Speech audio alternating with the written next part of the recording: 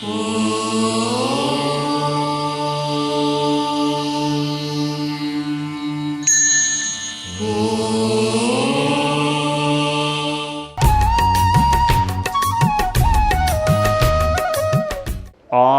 वाङ्मय में कहा गया है, एकप्प मुहि। एक को प्रमुख मानकर चलना या एक की ओर आत्ममुख होकर चलना। हमारी दुनिया में दो तत्व हैं, जीव और अजीव। 25 बोल याद रखने वाले जानते होंगे, 21वां बोल राशि 2, जीव राशि अजीव राशि। संसार में जो कुछ भी है वह या तो जीव है या अजीव है। इन दो के सिवाय और दुनिया में कुछ भी नहीं है। हमारा जीवन भी जीव और अजीव का संयोग है। आत्मा है और शरीर है। शरीर अपने आप में अजीव है, निर्जीव है। उसके भीतर आत्मा है, वो जीव है। तो आत्मा अलग और शरीर अलग, यह सिद्धांत है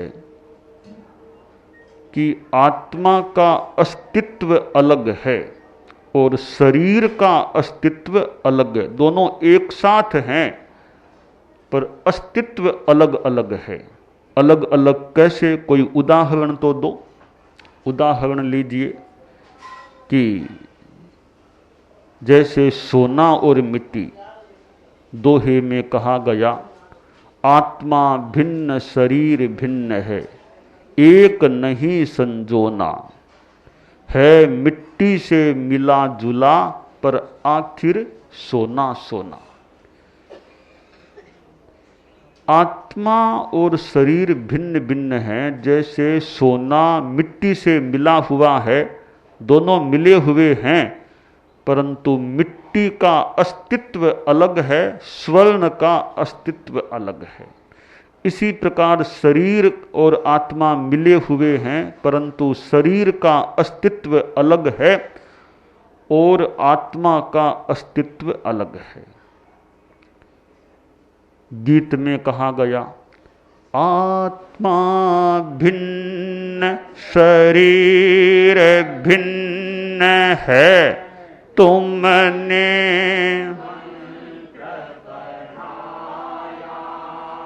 आत्मा भिन्न शरीर भिन्न है, तुमने मंत्र पढ़ाया। आत्मा अचल अरुज शिव शाश्वत नश्वर है यह काया। आत्मा आत्मा के द्वारा ही आत्मा में लय पाए। चैत्य पुरुष देव तुम्हारा पुण्य नाम मेरे मन में रम जाए। चैत्य पुरुष जग जाए। तो आत्मा भिन्न शरीर भिन्न है। आत्मा अपने आप में अमूर्त है, अरूपी है। उसे आंखों से देखा नहीं जा सकता, कानों से सुना नहीं जा सकता, नाक से सूंघा नहीं जा सकता, जुबान से आस्वाद उसका नहीं लिया जा सकता, त्वचा से छुआ नहीं जा सकता। तो आत्मा अश्रोतव्य है, आत्मा अदृश्य है, आत्मा अघ्राण विषय है, आत्मा अनास्वाद्य है, आत्मा अस्पृश्य है, चेतनामय है आत्मा। और आत्मा कभी मरती नहीं, खत्म नहीं होती। यह शरीर तो नष्ट हो जाता है, पर आत्मा कभी नष्ट नहीं होती। अच्छेद्य है आत्मा, उसे छेदा नहीं जा सकता, काटा नहीं जा सकता। तो यह साधना जो है अध्यात्म की आराधना, त्याग, संयम, तप, साधुपन लेना, परिसह सहना, इनका मुख्य लक्ष्य यह है, मुख्य क्या पूर्णतया लक्ष्य यह है या होना चाहिए कि मैं अपनी आत्मा का उत्थान करूं, मोक्षश्री का वरण करूं, आत्मामय बन जाऊं। आत्मा एक जन्म से दूसरे जन्म में जाती है। वह जन्म फिर मृत्यु, फिर जन्म फिर मृत्यु, पुनरपि जननम पुनरपि मरणम, बार बार जन्मना मरना। इससे मुझे छुटकारा मिल जाए, जन्म मरण के सर्किल से मैं निकल जाऊं। यह लक्ष्य इस साधना का, साधुपन लेने का, श्रावकत्व पालने का है अथवा होना चाहिए। उस सर्किल में आत्मा घूम रही है। एक कोई वकील था, कहीं जा रहा था, गर्मी का समय था, तो मार्ग में प्यास लग गई। तो एक तेली का घर आया, और तो थोड़ा जंगल सा था। तेली का घर आ गया, सोचा तेली के घर जाऊं, कुछ पानी पी लूं। कोई पुराना संपर्क भी था तेली से, तो तेली के घर में गया। तेली घर में था, उसने बड़ा आव भगत की स्वागत भी किया कि भैया पानी पाओ। तो लो साहब पानी पियो। वो वकील साहब एक कुर्सी पर बैठ गए और तेली ने पानी ला के रख दिया कि थोड़ी देर ठहरो, मैं ठंडा हो जाऊं, पसीना सब पोंछ लूं, बाद में पानी पीऊंगा। तो ठीक है। तो वो वकील इधर उधर देख रहा था तेली के घर को, और घर के साथ जो बाखड़ मैदान था उसको भी। तो देखा कि वो तेली के उस मैदान में बैल घूम रहा था, एक सर्किल में बैल घूम रहा था। बैल को देखा और यह भी देखा कि बैल के आंखों पर पट्टी लगाई हुई है। तो वकील के मन में प्रश्न उठा कि यह आंखों पर पट्टी क्यों लगाई है। कोई जिज्ञासा हुई तो तेली से पूछा, तेली भैया ये तुम्हारा बैल, इसके आंखों पर पट्टी क्यों लगा रखी है। तो तेली बोला, वकील साहब ये पट्टी इसलिए है कि इस बैल को यह पता न चले कि मैं एक ही सर्किल में घूम रहा हूं, यह इसको भान न हो, यह मस्ती में चलता रहे, इसलिए हम लोग बैल के आंखों पर पट्टी लगा दी। यह घूमता रहता है, इसको भान नहीं कि मैं एक ही जगह घूम रहा हूं। तो भान न हो एक ही सर्किल में घूमने का, इसलिए पट्टी लगा देते हैं। कहा ठीक है ये तो। फिर वकील साहब ने देखा कि इसके गले में घंटी भी है, बैल के गले में। तो फिर पूछा कि तेली भैया ये गले में इसके घंटी क्यों डाल रखी है, क्या बात है। तब तेली बोला कि वकील साहब यह एक ही जगह घूमता रहता है, तो मैं तो घर के अंदर कई बार आ जाता हूं, यहां घर में काम करता हूं, तो यह घूमता है तो घंटी बजती है, घूमेगा चलेगा, घंटी हिलेगी, घंटी बजेगी। तो घर में बैठे बैठे मुझे यह जानकारी होती रहती है कि हाँ बैल चल रहा है, कहीं रुका नहीं, बैल काम कर रहा है, कहीं रुका नहीं है। यह जानकारी मुझे होती रहे, कहीं रुकेगा तो घंटी बजनी बंद हो जाएगी, तब मैं जाके वापिस इसको चलाना शुरू कर दूंगा। यह जानकारी प्राप्त होती रहे, इसलिए मैंने इसके गले में घंटी डाल रखी है। तो कहा यह बात तो ठीक है। थोड़ी सी देर हुई, फिर वकील साहब ने प्रश्न कर लिया, अब वकील का तो दिमाग होता है ना, वकील की शक्ति दिमाग है। दिमाग न हो, तर्क न हो, तो वकील कितना क्या काम कर सकेगा अपने वकालत के क्षेत्र में। तर्क ज्ञान वो वकील में हो तब काम अच्छा होता है, तार्किकता है भी अच्छी। तो वकील के दिमाग में तर्क पैदा हो गया और पूछा, तेली भैया एक बात और मेरे मन में आ गई, उसका भी उत्तर दे सको तो दो। कि बोलो साहब, वकील साहब। कि तुमने कहा ना कि यह घंटी इसलिए गले में डाल रखी है कि वह चलता है तो घंटी बजती है और मुझे घर में बैठे बैठे जानकारी मिलती रहती है कि हाँ बैल चल रहा है, रुका नहीं है। यह जानकारी मुझे मिलती रहती है। इस घंटी के होने से अगर बैल चलता है तो रुका नहीं, इस जानकारी के लिए घंटी डाल रखी है। तो तेली भैया मान लो, कल्पना करो यह बैल एक जगह खड़ा हो जाए, चलना बंद कर दे, अरे यूं घंटी को बजाता रहे तो तुम्हें क्या पता चलेगा? घूमना बंद कर दे और तुम्हें यह मेरे उसके चलने की सूचना देने के लिए गले को हिलाता रहे और घंटी बजाता रहे, चलना बंद कर दे, तो तुम्हें क्या पता चलेगा कि चलना बंद कर दिया? क्योंकि घंटी तो बज रही है। फिर तुम्हें यह भान जानकारी कैसे मिलेगी कि बैल ने चलना बंद कर दिया? तब तेली बोला, वकील साहब यह बैल है, वकील नहीं है। इसमें इतना ज्ञान कहां कि खड़े खड़े घंटी बजा दे।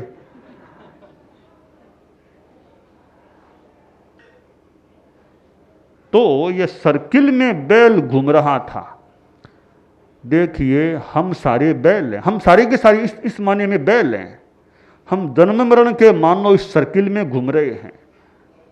हमारी आत्मा, सामान्य आत्मा, कभी नरक में चली जाती है, कभी पशु में, कभी घोड़ा, कभी हाथी, कभी सांप, कभी बिच्छू, कभी मनुष्य, कभी देवता, कभी नर, कभी नारी।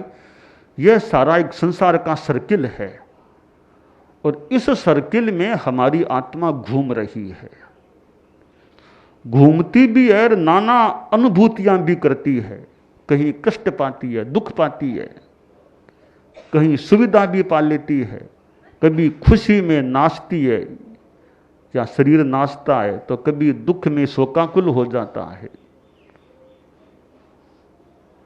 यह संसार ऐसा है, कहीं तो क्वचित उत्सवमय मंगलम, कहीं तो उत्सव है मुज्ज्वलम, क्वचित उत्सवमय मुज्ज्वलम, जय मंगल नादम, जय मंगल नाद, मंगल ध्वनियां होती है, मंगल गीत गाए जाते हैं। क्वचित दमंद हा हा रवम पृथु शोक विषादम, कहीं हाहाकार मचा हुआ होता है। यह लोक संसार ऐसा है, कहीं उत्सव है, फंक्शन है, जय जयकार है, मंगल गीत गाए जा रहे हैं, और कहीं हाहाकार है, शोक है, दुख है। तो यह आत्मा कभी शोकाकुल, कभी हर्षाकुल हो जाती है। और जन्म, मृत्यु, बुढ़ापा, बीमारी, भय, कितने अनुभव इस आत्मा को इस शरीर के साथ होते रहते हैं। तो साधना का लक्ष्य यह होना चाहिए, इस सर्किल से इस आत्मा को निकालें, इस बैल को इस सर्किल से निकालें। बैल को तो निकालें न निकालें, बैल को भोजन भी तो मिलता होगा ना सर्किल में घूमने से, पर हमारी आत्मा को तो हम निकाल लें इस सर्किल से, और सर्किल से मुक्त करके अमरत्व की स्थिति वाले मोक्ष में आत्मा स्थापित हो जाए। साधु लोग परिसहों को सहते हैं, 5 महाव्रतों बड़े नियमों का आराधन जो करते हैं, अच्छी बड़ी साधना है। गृहस्थ लोग भी धर्म की साधना अपनी सीमा में कर सकते हैं। और तो क्या, गृहस्थ के बेस में तो केवल ज्ञान तक की प्राप्ति हो सकती है। गृहस्थ बेस में केवल ज्ञान की प्राप्ति। गृहस्थ का वेश है, पर भावों से इतनी साधना आगे बढ़ी कि कैवल्य की प्राप्ति हो जाए। मरुदेवा माता हाथी के होदे पर किस प्रकार परम को प्राप्त हो गई, पर वह तो एक तरह से विशेष घटना है। सामान्यतया प्रायः साधु बनकर साधना बड़े स्तर की जा सकती है, फिर भी गृहस्थावस्था में भी त्याग संयम को बढ़ावा दिया जा सकता है, साधना भी की जा सकती है। तो आत्मा की निर्मलता बढ़े, जितनी निर्मलता बढ़ेगी आनंद मिलेगा, शांति मिलेगी। मन निर्मलता को प्राप्त करो, आनंद तुम्हें मिल जाएगा। मन निर्मलता को प्राप्त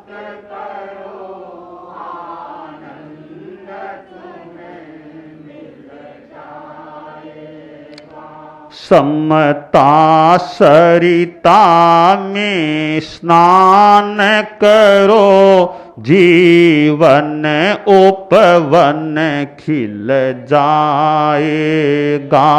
समता सरिता में स्नान करो, जीवन उपवन खिल जाएगा।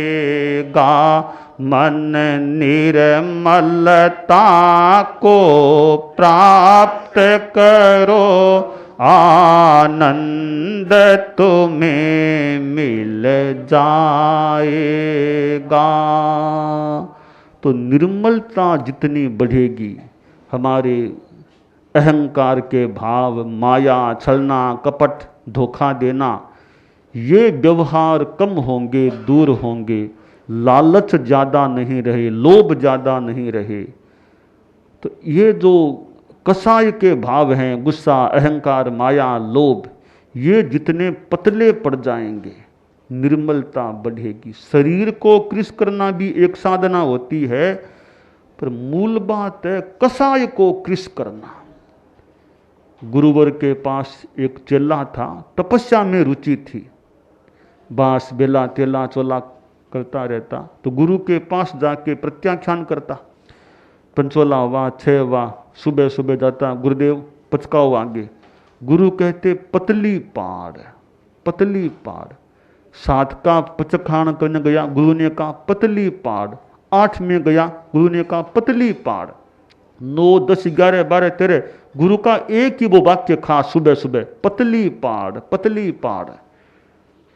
तो चेले को थोड़ा सा रोष आ गया, क्या गुरुदेव बार बार एक ही वाक्य रट लगाते हैं, पतली पाड़, पतली पाड़। क्यों करते करते अंगुली जो बिल्कुल क्षीण सी हो गई, यूं किया अंगुली टूट गई। देखो कितना पतला कर दिया, अंगुली टूट गई, और क्या पतला करूं मैं, इतना तो पतला कर दिया शरीर को, और क्या पतला करना है। तो गुस्से में आके बोला गुरु के सामने। तो गुरु ने कहा इसको पतली पाड़, इस कसाय को पतली पाड़, तुम्हारे में कसाय है ज्यादा, इसको पतली पाड़, इसको कृश करो, कमजोर करो। तो तपस्या अच्छी है, तपस्या बहुत अच्छी चीज है। हम कसाय को पतला करने का प्रयास भी करें, या गुस्सा, अहंकार, यह हम कम करें। बात बात में हमें गुस्सा आ जाता है, अगर किसी के थप्पड़ लगाते हो, किसी के कुछ, ये गुस्सा इतना नहीं आना चाहिए। गुस्सा हमारा शत्रु है। नमो अरहंताणम, अरिहंत का एक अर्थ क्या, कि शत्रुओं का हनन करने वाले। ये कर्म रूपी शत्रु हैं, इनका हनन करें। राग द्वेष का हनन कर देते हैं, 4 घाती कर्मों का हनन कर देते हैं, तीर्थंकरत्व को प्राप्त। तो शत्रुओं के हंता अरिहंत हो जाते हैं। अरिहंत के यूं अनेक अर्थ हैं, अरुहंत भी है, अरहंत भी है, कई अर्थ हैं। अरहंताणम के कई रूप बनते हैं। तो शत्रुओं का नाश करना, तो हम कसाय रूपी शत्रुओं को नष्ट करने का प्रयास करें। या गुस्से का, या नशा, गुस्से का एक प्रकार का नशा है। तो गुस्से को या कसायों को हम छोड़ने का अभ्यास करें तो हमारा जो आत्मा नाम का तत्व है वो निर्मलता को प्राप्त हो सकेगा।